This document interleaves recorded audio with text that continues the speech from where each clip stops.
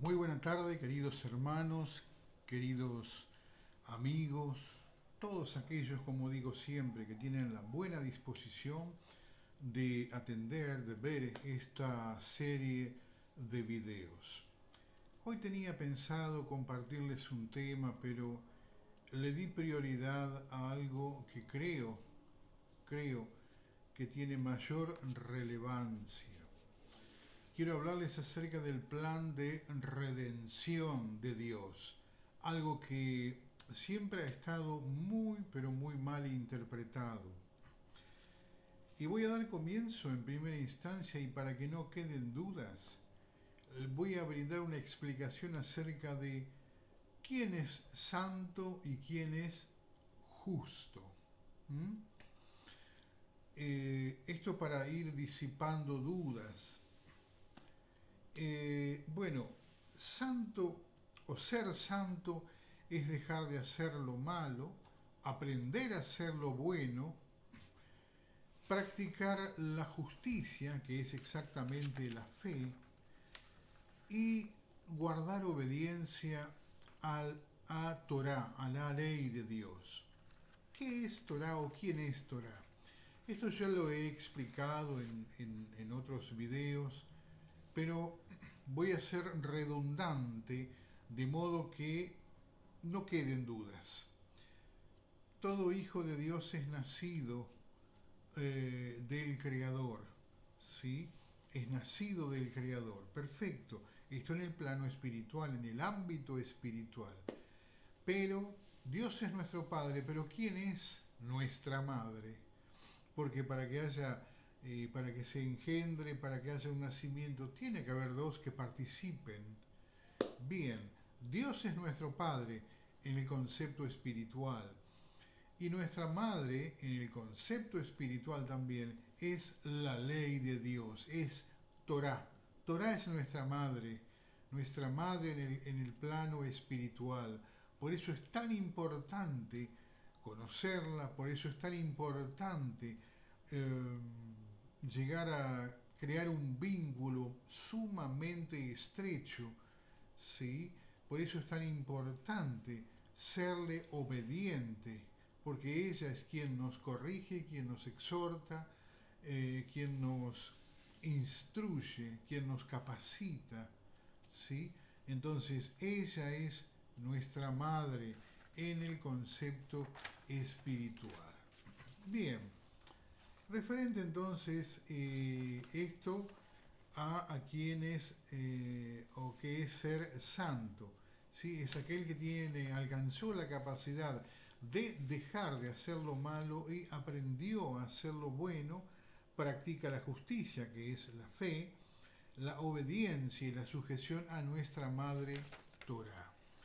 Por otra parte, justo es aquel que no necesita justificación. ¿Mm? Justo es aquel que nunca transgredió y por consiguiente nunca pecó. Entonces, esa denominación, por así llamarle, o ese título, con mucha holgura y con mucho orgullo, puede atribuírselo el Mesías. ¿Por qué? Porque él sí nunca transgredió y tampoco pecó. ¿Mm? ¿Por qué? Porque no tenía genética de varón, porque el problema eterno está en el hombre, ¿sí? Y aquí no vale el término genérico, está en el hombre, no en la mujer. Entonces, allí está la diferencia tan grande. Por eso dice el texto de Bereshit, de Génesis, que la mujer alcanzará gracia ante Dios teniendo hijos. Pero claro, no cualquiera, sino la mujer que sirve a Dios, que ama a Dios, que respeta, porque el amor es respeto. Entonces, en consecuencia, allí están un montón de secretos que van conjugándose para entonces alcanzar ese nivel de la gracia. Bien, vamos a adentrarnos de lleno en este tema. Dios creó las almas en estado de perfecta pureza. ¿Mm? Y la idea era la siguiente: asignarles un cuerpo. ¿Para qué? Para que el alma, que era perfecta, entonces fuese trabajando al cabo de años en ese cuerpo, eh, para quitar todo grado de contaminación, todo grado de transgresión, y entonces al cabo de años también presentarlos delante de Dios, para esto a su vez conformar un pueblo para Dios. Lamentablemente la conducta de nuestros padres en el huerto de Edén, y en forma específica la conducta de Adán, eh, trajo como consecuencia que las almas que Dios había creado en estado de pureza y de perfección fuesen contaminadas. Entonces, lamentablemente ya no iba a haber la posibilidad de que el alma purifique, santifique al cuerpo. ¿Por qué? Porque ya no eran puras. A través de él, que transgredió y pecó posteriormente, es que entra esta contaminación, ingresa esta contaminación para todas las almas. De modo que cada alma que Dios le asignaba un cuerpo, el alma ya estaba contaminada. Por consiguiente, era imposible que terminara, concretara la perfección de ese cuerpo. Les recuerdo que el cuerpo es la vestidura del alma. Entonces allí se suscita un diálogo entre padre e hijo.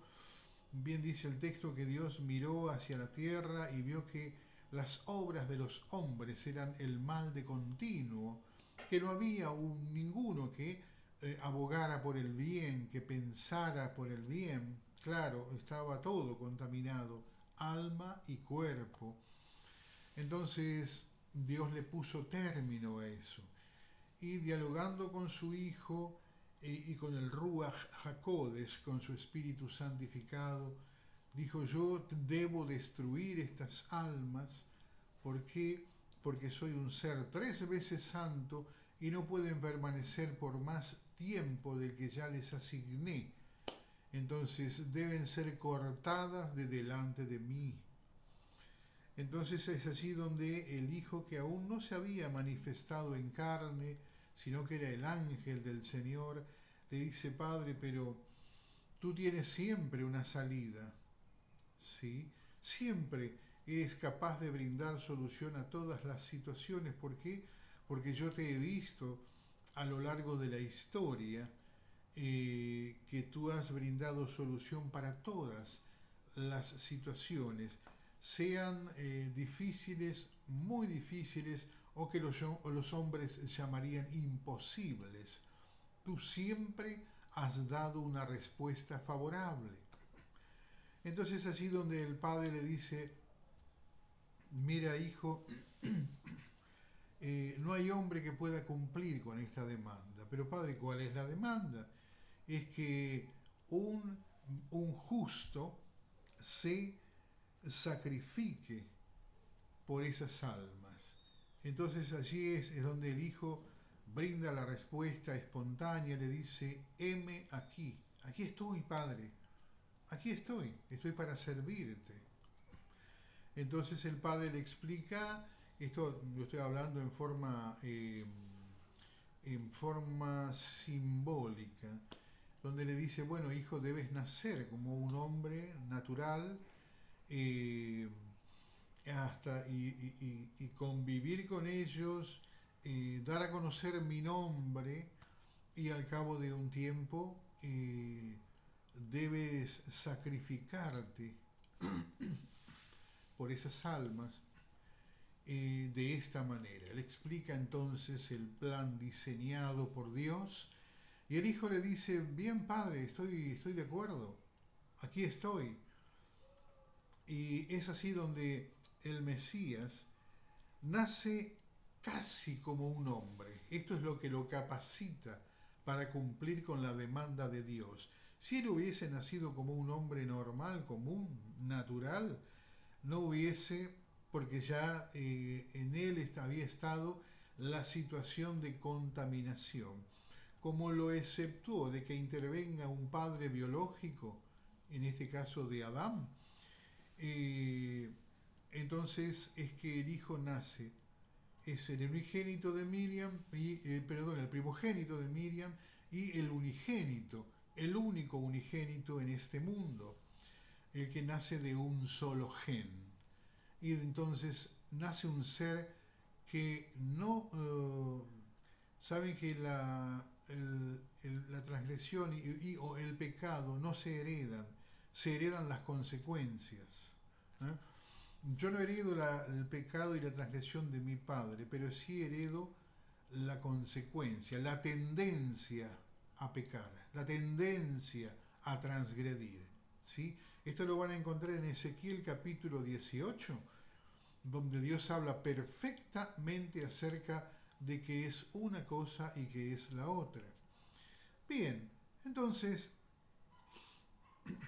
el Mesías decide, acepta ese desafío y nace entonces.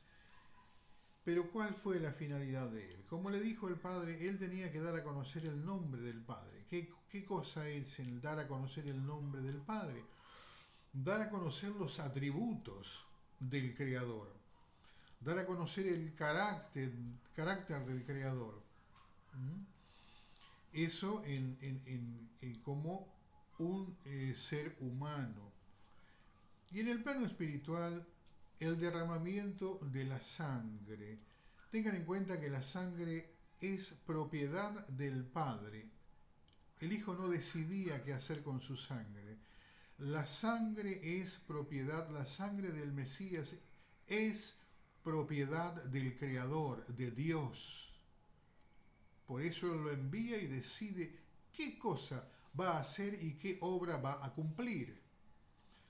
Entonces, el derramamiento de sangre se produce ¿para qué?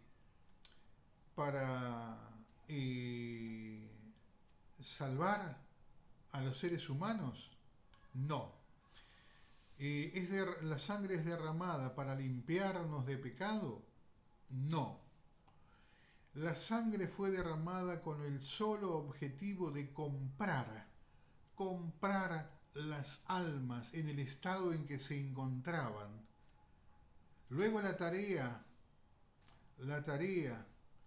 de la purificación y de la limpieza del pecado, eso corre por cuenta nuestra.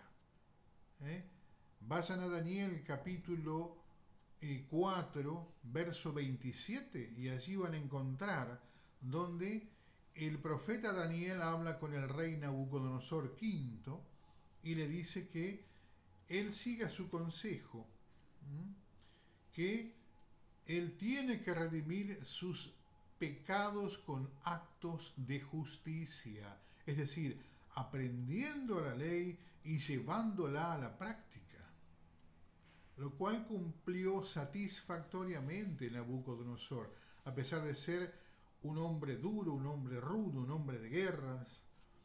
En el mismo capítulo 4, pero en el verso 37, encuentran que Nabucodonosor declara de su propia boca que él entonces en ese momento ya alababa, bendecía y exaltaba al Dios de los cielos, que era el Dios de los hebreos. Bien, entonces el derramamiento de sangre se produjo ¿para qué? Para comprar las almas en el estado en que se encontraban de transgresión, ¿sí? En ese estado, porque el alma es la que transgrede, el alma no peca, quien peca es el cuerpo. Entonces, el Mesías derrama su sangre para comprar las almas, pero ¿qué almas? ¿Cuántas almas? ¿Todas? No. Por eso el texto de Juan 3:16 está totalmente equivocado, porque de tal manera amó Dios al mundo. No, Dios no amó no ama ni amará al mundo. Las costumbres mundanas van en contra de la voluntad de Dios. Dios siempre mira y ama almas. El mundo para Dios es una cosa secular que no tiene mayor relevancia. ¿Sí? Bien. Entonces, el Mesías, usted va a los escritos de Juan, y el Mesías dice, antes de partir, le dice: Padre, he cumplido la tarea que me diste, he dado a conocer tu nombre, y aún lo daré a conocer, dice. De los que me diste, ninguno se perdió. ¿Sí? Pero no hablaba de los 12 discípulos que él se forjó y que tuvo y que los instruyó en los 3 años de servicio, porque él dedicó 3 años de servicio a su Padre, que es nuestro Padre también. Entonces, hubo un conjunto de almas que él debía, a través del derramamiento de su sangre, comprarlas para el Padre, para que luego, al asignarles un cuerpo, entonces sí, el cuerpo, a través de la ley de Dios, del conocimiento, de la sabiduría y de la inteligencia, podía alcanzar purificación, y acá se llevaba a cabo la obra inversa. El alma iba a ser santificada a través de la Torá. ¿Sí? Entonces, esto es posible, claro que sí, es la ley. Salmo 19, verso 7, la ley del Señor es perfecta, ¿qué dice? Que transforma el alma. Entonces, no le busque la vuelta terrenal. Esto está escrito y esto es lo que se va a cumplir. Y si cada uno no accede a esta información que Dios pone al alcance de todos, entonces no alcanzará gracia ni ante los ojos de los hombres y mucho menos ante Dios. Entonces la sangre del Mesías fue derramada para comprar las almas que Dios tenía previsto rescatar, tenía previsto redimir. Las demás son almas que también pertenecen a hijos de Él, pero solamente sirven para un fin negativo, para ir entregándolas paulatinamente, para que a su vez el alma de sus hijos quede libre y puedan llevar a cabo la obra que Él ha manifestado y la que nos ha asignado. Así como el alma del Hijo, del Mesías, cuando Él era un niño, Joseph con Miriam tuvieron que huir a Egipto, y se llevó a cabo una gran matanza de niños hasta los 2 años por parte de Herodes el Grande. Para eso sirvieron esas almas, para que el alma del ungido sea exceptuada en todo caso de la muerte. ¿Por qué? Porque la muerte es una deidad tan importante, pero puede ser, no me sale el término correcto, puede ser tentada. Entonces, he aquí, reitero, la sangre que derramó el Mesías en el madero, ¿sí?, sirvió para comprar almas. Nada más que para eso fue, Dios la creó, ¿sí?, la concibió. Y la sangre es propiedad del Padre, no del Hijo. Por eso Dios decidió que resucitaría. El Hijo por sí no decidió resucitar. El Hijo hablaba de la resurrección porque él tenía la plena convicción de que el Padre lo iba a levantar, claro que sí, a través de su Espíritu.